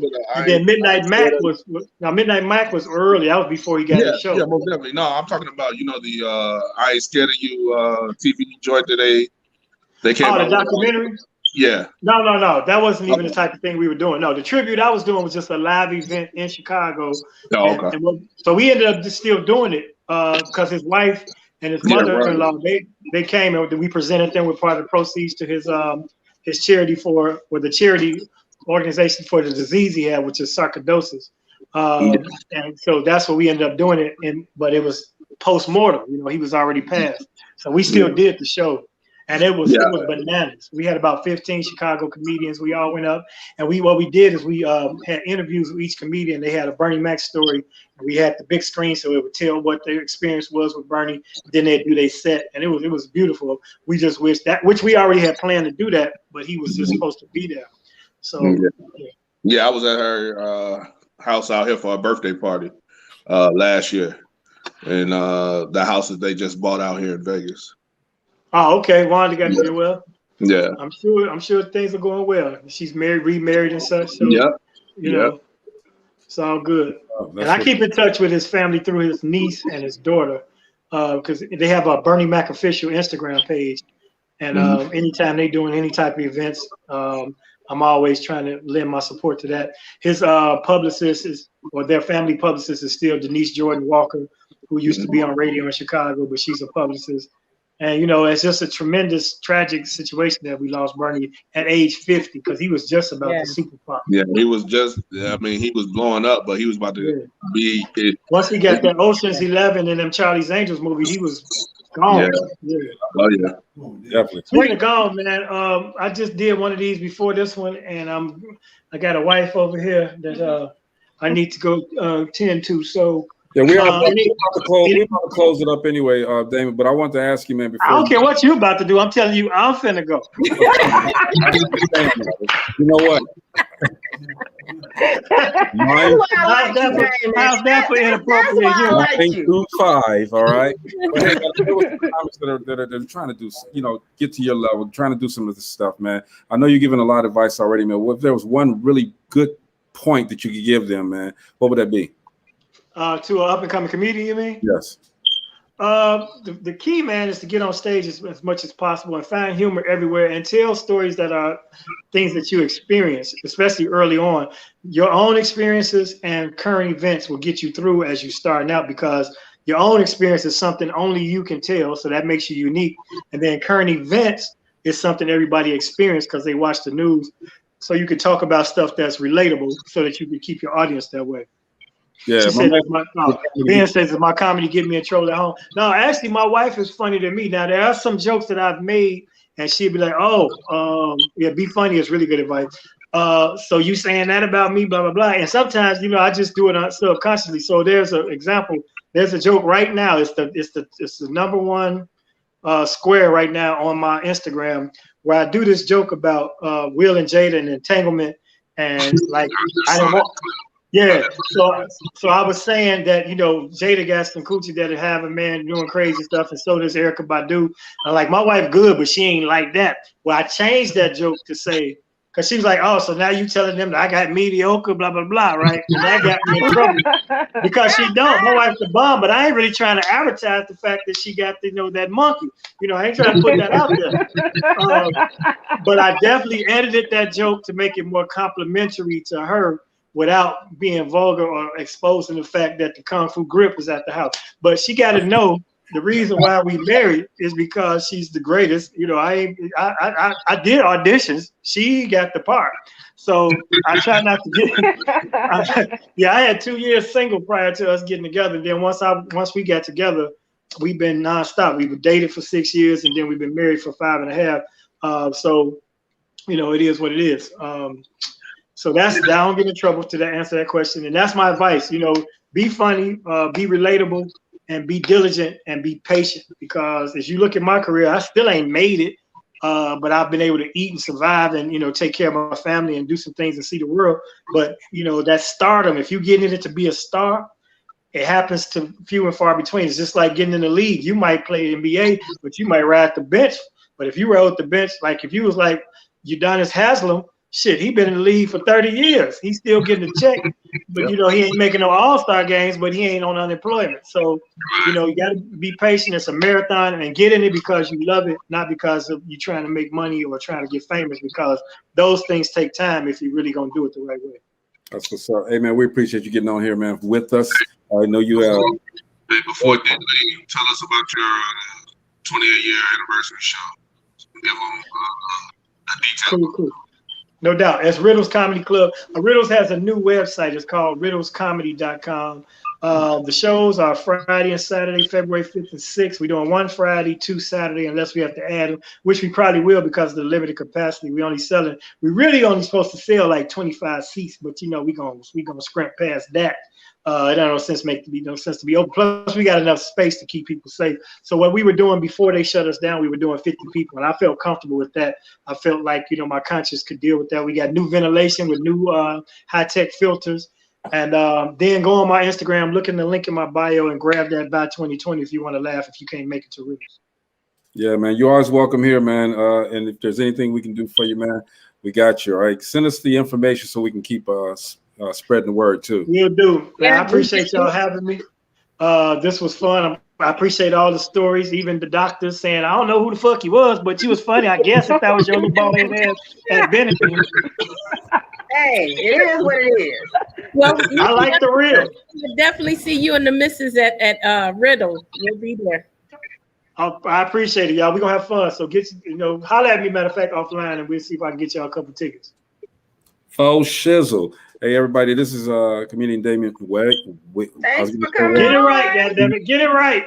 Hey, man, it's flipped out, all right? All right, thank you so much. And you know what was interesting that he was talking about? You notice how even the comics that make it big, it's only for a season. So like when Chris Tucker blew up, he was in all of those what was it with Jackie Chan? Rush Hours, and then nothing. Well, you know the thing with Chris was though, he wanted to raise his son, so he was like, I didn't want to be away from my son like that. Oh, that's okay. Why he stopped doing what he was doing. But even with Kevin Hart, he did quite a few movies, you know, different kinds. But at some point, it seemed like, okay, that part, either they're going to go into a serious role, but there's not so many comedy movies that they can continually do. So it's like that season for that is over. Yeah, I mean, you know, Kevin has a couple of joints. I mean, Kevin is keeping his face seen through his platform, right? That he has. So he was like, "I need y'all, but I don't need y'all." As far as the Hollywood goes, right? Hollywood's still paying him for Jumanji and all those other joints, so he's still getting the residuals. Yeah, big paycheck. And he's still doing his stand up. You know what I'm saying? He's just not really going out, like playing different comedy clubs like he did coming up. You know what I'm saying? He'll do it, probably practice some sets in LA. But you know, he's still doing what he's been doing. Will Smith is a good example, says Raven Hall. D, you ready for your 5 minutes? Come on, give me 5 minutes, D. Y'all done let me get sleepy and shit. Phone was acting stupid. Put it down. Well, that's Damon. He wordy. That's okay. Miss D, are you from Gary? Yes, ma'am. Okay. Yeah, I'm in Maryville though. I know, see my background. I got a little money, so. Where can we catch you at? Well, there's D Performance Theater in Miller on Lake Street. I know it. I frequent there a lot. Okay. A whole lot. So when I get, I just had knee surgery. So once I can get mobile, I'll be back out there. They do a comedy set on the Broadway stage, don't they? Backstage, yep. Backstage, yeah. Yep. Have you ever performed there? Plenty of times. Okay. Plenty of times. The next one, I'm not on it, but the next one is February 6th. So I might pop in up there too. And I think that's another thing. Like you're performing out in Miller, and because I'm in Hammond, so it's not like I'm like far away. I'm like across the hill on 15th. Look, so, I'm looking at you. I thought your ass was in like Phoenix or something. You down the street. No, I told you I was up the road. I'm up the road. Having motherfucking hot flashes in 20-degree weather. That's me. I promise you, I thought she was in like. I promise you that I was having a moment. Somewhere high. Hey, D, I told you I was having a moment. See, I think I'd be lying. We don't have to worry about. Anyway, like when you all perform like out in Miller or at backstage, how was that publicized? Because I don't see it. I see it. That's why I know. I saw her face before on some advertisements. Where? Like hanging up in a gas station somewhere? Where? No, they do a lot of advertisement on Facebook. Greg. I see a lot of it on Facebook, on the Gary Facebook page. Okay. So yeah. I'm gonna have to broaden my horizons on Facebook then. Hey, D, but here's the thing, y'all. Y'all know it's getting ready to snow and all of that stuff, okay? We don't need no plow. All we got to do is roll Dr. Jory Lynn down these streets with her hot flashes, man, and all that snow gonna melt. Bring some of that. Bring some of that to Vegas because it snowed out here too. Did it? Oh, okay. I was there last year, Chris. Was you mad? Let me say, it didn't snow in my area. His house the only. His house the only. Not in my area, but like in Henderson and up north, they got snow. They got all snow. around his block snow, but his house didn't get no snow. Yeah, my house didn't get no snow. My house stay hot. Why he out there in the swimming pool? Yeah. He out there, man. But look, it's time for us to get up out of here, man. D, give me my 5 minutes. Yes. Oh my goodness. What? Let me mute. Somebody throw out a subject. Anybody? Hot flash. I can't relate. I'm too young. I can't relate. Real hurt. Keep living. Gary. My mama would say. Talk about the orange man. Talk about the orange man. That's easy. Oh my God, y'all president. No. He's still y'all president. Mask. Man, that man, he just did not want to go out of office. He did not want to break up with America, did he? He was not going. Like, that makes absolutely no sense. Like, he fucking America so good, he don't want to let this ass go. Like, he just kicking and screaming. They had to drag him out. I just cannot believe. I was like, what is it going to take to get this man out of office? What is it really going to take to get him out? Because he did not want to go. And then he owed me $600. I'm still waiting on that. So, I mean, y'all can bring him back so I can get my reparations or whatever you want to call it. Said he owe you $600. Yeah, I'm owed 12 because I got a child. So I need all of that. Extra 6. Yeah, I need all of that. But earlier on my status, I was talking about people that went to the career center because Chris wanted me to talk about this. People that went to the career center, they think they're better than everybody else, and I know I can't be the only one that thinks this. They do. They thought they were better than everybody. Coming through the SIRS with their little mannequin heads with all that brown gel and shit all on their little jacket. And then they used to be able to leave early and they'd be on the bus looking at us and all of that. They just thought they were all of that. Yeah.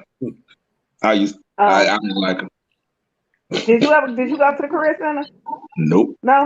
No, me either. Hey, D, he was the only one that didn't go to the career center. I didn't go. I was one of the chosen few. Y'all must have skipped together then, right?